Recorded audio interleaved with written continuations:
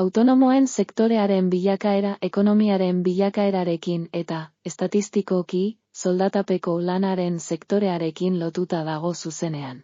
Jarduera ekonomikoan parte hartzeko garaian, pertsonek oinarrizko 3 aukera dituzte. Jarduera ekonomiko bat langile moduan hastea edo enpresaburu autonomo gisa hastea. Enpresa batean soldatapeko kontratu bat lortzea. Kontratatutako soldatapeko langileekin enpresaburu gisa lan egitea. Horrela, esan dezakegu, epe labur edo ertaineko aldagaiak alde batera utzita.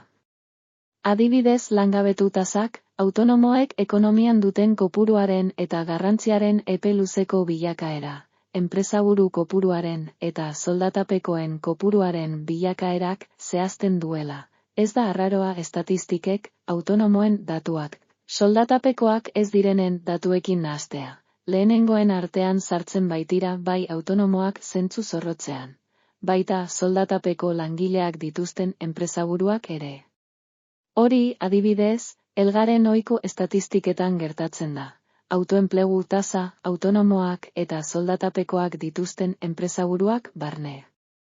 2021, jakina, grafiko honetan deskribatzen den jarduera ekonomikoaren esparruaren arabera, autoenplegu tasa, hori ekonomiaren soldatapeko tasaren alderantzizkotzat har dezakegu, logikoa denez. Grafikoan ikusten denez ekonomia aurreratuek soldatapeko tasa handiagoa eta autoenplegu tasa txikiagoa izateko joera dute.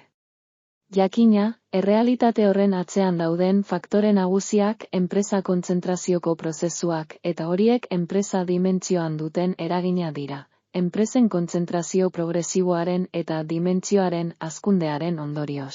Soldatapekoak dituzten enpresarien kopurua eta, zentzu zorrotzean, autonomoen kopurua murrizteko joera dago. Eta, aldi berean, lehenengoek kontratatutako soldatapekoen kopurua handitzen doa. Jakina, ez da prozesu lineal bat.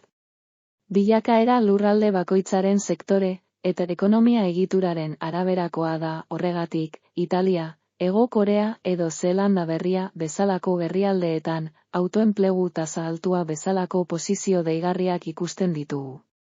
Hala eta guztiz ere, badirudi ratio horien bilakaeraren joera historikoa argia dela merkatu ekonomia mota guztietan.